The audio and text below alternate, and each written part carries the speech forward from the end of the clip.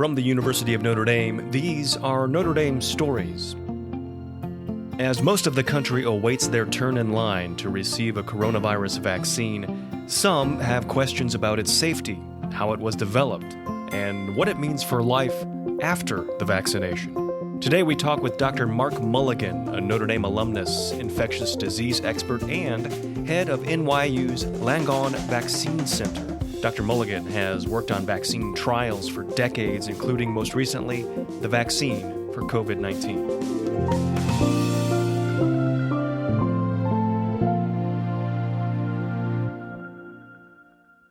You've worked in vaccine development, infectious disease for 30 years. So last year, when vaccines are starting to be developed around COVID-19, Operation Warp Speed is announced, it had to feel like something that someone in your position was uniquely suited for. Yes. I have had that feeling that this was really an opportunity to utilize all the experiences and training that I've had over decades in a time of great need, when we needed to be very efficient and move quickly, but also with high quality, particularly with regard to safety of clinical trial participants, but educating the public and talking to media and so forth. So, yeah, it really has felt like an opportunity to be of service, to make contributions. So I want to cover some of the questions that people are asking, around it. And I think one of the big things that raises eyebrows is how quickly the vaccines were developed. Can you explain a little bit about how and why these were developed so quickly, especially because I think we've been told, at the start of this thing, that vaccines could take years. It really was an opportunity to utilize a new platform in a major global pandemic. Well, when the pandemic was declared by WHO, there already, since January, when the sequence to the virus was published, there were efforts underway to utilize this pre-existing platform and, in essence, slot in the sequence, the gene, for the spike protein of this novel coronavirus and start producing these RNA vaccines. So within a week or so, they were already making the vaccines. And they knew, they had the insight to know that this was a major global health emergency. So there was a strong reason to move as quickly as we could, and there was an opportunity with this platform being ready. It had been developed over decades, so the platform had years long moving to this point, and it just came together beautifully. The other ways that this pretty incredible speed is 7-8 months after starting the human trials, we have a vaccine that's rolled out to the public. The other way that was achieved, in addition to the use of the pre-existing platform, was frankly intense effort. People being inspired to really work hard in all sectors, contributing to this accomplishment. And two other things. One was things were done in parallel that normally are done in series. So the FDA signed off on some animal work being done as the early human studies began, and that produced a time saving, again, because of the nature of the emergency. And finally, the companies actually produced vaccine, you could say at risk, before they knew the vaccine was going to be safe and effective. They were making large amounts, so it would be available. So when the emergency use authorizations were granted in mid-December by FDA, as you saw, within days, they were able to start distributing and vaccinating via our states and local governments. So we kind of layered some steps and found efficiencies other ways. Can you talk more about the clinical trials? Because oftentimes those can be really lengthy in their time. And here, we were able to do things pretty quickly. I'm wondering how we achieved such a time frame there. The other thing to note about the speed that was accomplished was that no safety corners were cut. I've been doing trials for decades, and I can tell you with all certainty that we really did do everything we normally do with regards to safety. So I think that's an important part of the message about how speed was achieved, but reassuring people that all the safety measures were taken. So the clinical trials were also efficient, and this was using some novel designs of the trials that were approved by FDA. So there was continuous submission of data in a rolling fashion to FDA. They allowed this to happen. It's not the normal way that FDA looks at the data. The phase 2-3 trials were sort of collapsed. Those first several hundred in phase 2 were sort of collapsed in a phase 2-3 trial. So it allowed for real-time review by FDA, feedback from FDA to the manufacturers and to NIH, what needed to be tweaked or adjusted along the way. And it really was an amazing partnership between industry, academia, NIH, U.S. Regulatory. Talk about the populations represented in the trials, because I know that was something that you paid careful attention to as well. Yeah, this was really important. We knew that we needed to be inclusive of those most affected, those most at risk for serious COVID and death in those that we enrolled in the trials. And that includes, of course, everyone knows older adults, but also minorities. Racial and ethnic minorities have a 3 to 4-fold higher risk of infection, of hospitalization, of death. And so when we began our campaigns to educate and engage and invite participation from communities, we went to Harlem and we talked to minorities. We did town hall meetings with African American churches and their members. Also, we had Spanish language town hall meetings with Spanish community-based organizations multiple times in different places around the city, in Brooklyn.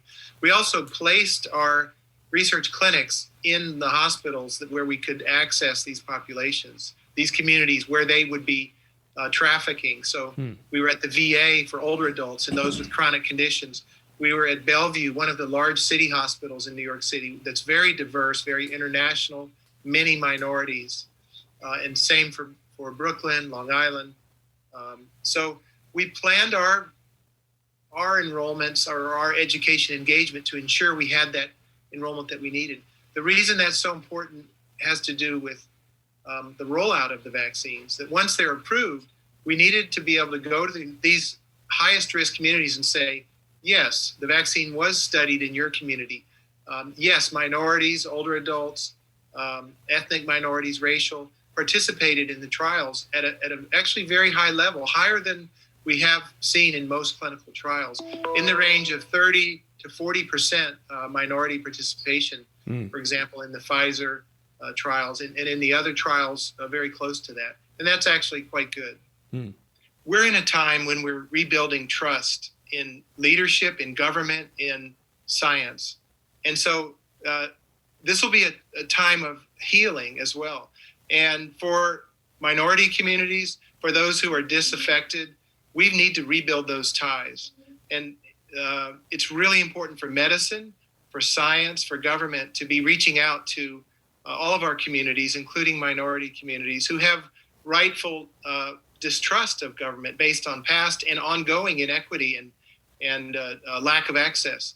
So this is a really important area, and I would encourage our students to be thinking about careers in science, in medicine, and in equity. These are going to be major, major areas, and tying all of those together as we go forward.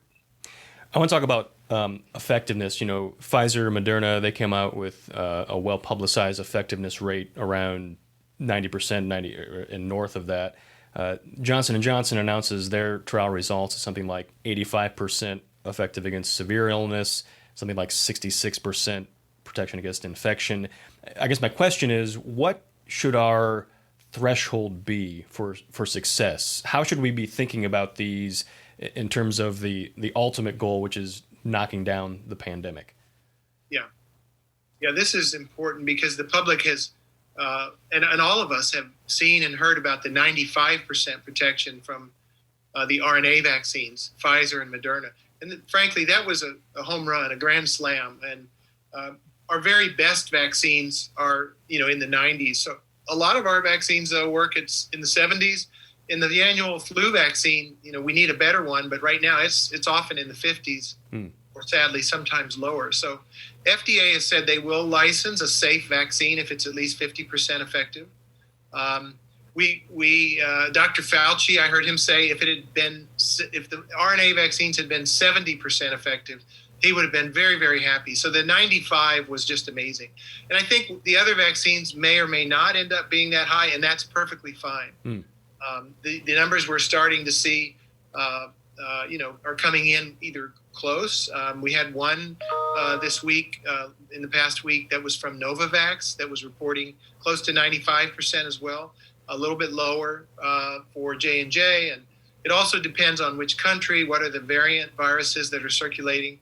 But I think we should be accepting of any vaccine we can get. My advice to my patients is, look, the vaccine supply is limited. You may not have a choice of which vaccine is available at your clinic, your hospital, your institution, and that all of these vaccines, if they get an FDA, EUA, have been shown to be safe and that they are effective at a level that will be very, very important, contributing to herd immunity. We need to get the bulk of the population vaccinated and achieve herd immunity, which may mean 90% of people vaccinated.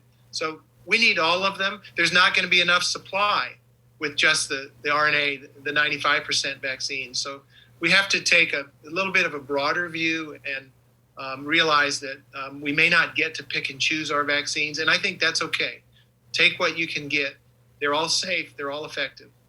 So we've talked a bit about what we know the vaccines can do. I wonder if we could talk just a second about what we don't know that they can do. And what I'm getting at here is, I've heard it said that you still need to wear the mask, physically distance, do all the things, even if you've had the vaccine. And I'm curious why. Yeah. So the vaccines are highly effective, but not 100% effective. So that's a number one reason, is that until we get control of the pandemic, we must continue to wear the mask to protect ourselves. If you think about the fact that we've now vaccinated, 25 million Americans, 5% of 25 million is a big number, thousands and thousands of people.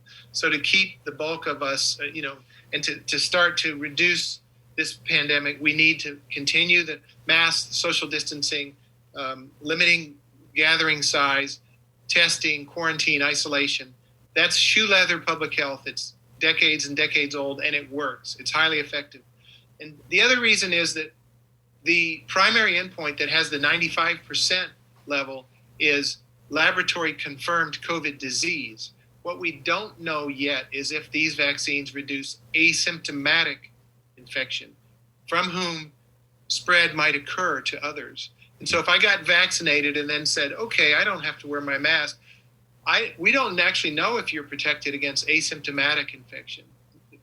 We know that CDC says about half of infections can be asymptomatic without, anything that would make you think you had COVID. And yet those people can transmit. And this is more likely to occur in younger people who seem to handle the virus a little bit better and have fewer or less severe symptoms or even no symptoms. So it's really, really important, I would say, in a university setting and in student populations, to remember that even though we're vaccinated, we don't yet have the data. And I think we need to take sort of the team approach that until we get herd immunity, and I would say we're talking the second half or late in 2021, we're going to have to continue wearing masks and just commit to that. It's the right thing. It's simple, and it's the world we're in right now. Mm-hmm. So we know if we get vaccinated, your likelihood of severe illness is very low, but you may still contract the virus in an asymptomatic fashion and be able to spread it that way. Right. There's an aspect to vaccination of altruism. You may take it to protect yourself, but also you may protect those around you, particularly if you had asymptomatic infection, no symptoms, and then might give it to a vulnerable individual who maybe can't respond well to a vaccine, perhaps a frail elderly person, or someone with cancer or other form of immunocompromise like HIV, or a drug that reduces their immune response because of an autoimmune condition. So really, really important to protect those around us, that we all get vaccinated. Mm-hmm. You touched on the university setting, and you're a Notre Dame alum, you know this is a place that places a premium on community and being together. I'm curious what you would say to students, as an infectious disease expert, about following the guidelines and the importance of listening to science, even though it means that maybe we aren't in the community the way we have been in the past. Yeah, I know that Notre Dame is a place of science and a leader, and I think that for students, faculty, administrators, we really want to be following the guidelines, getting vaccinated, and continuing with the public health recommendations that we need to keep doing, even in the era of vaccination, until we get control of the pandemic. So that would include mask wearing, social distancing, limiting the size of gatherings, and then, of course, testing, quarantine, isolation when indicated. I just think it's the right thing to do. It's an altruistic act. It's an act of service, an act of community, recognizing that maybe I might be a young person and maybe I feel, well, gee, I probably do well if I get it. But actually, if I get it, even if I do well, I might give it to someone else who could die. So there is definitely a social component to getting vaccinated, an act of service and community. So I'm the father of 2 Notre Dame graduates, and I feel that I can, and they're young adults now, and I feel that I can speak to the students. I was a Notre Dame student, and my message would be, please get vaccinated. It's the right thing to do. The vaccines have been shown to be safe and highly effective, and you'll be not only protecting yourself, but you'll be protecting those around you who may not be able to respond to vaccines or not protected by the vaccines. It really is an important act for yourself, but equally important for those around you. Dr. Mulligan, thank you very much. Thank you for the work you're doing. You're very welcome, Andy. I enjoyed it.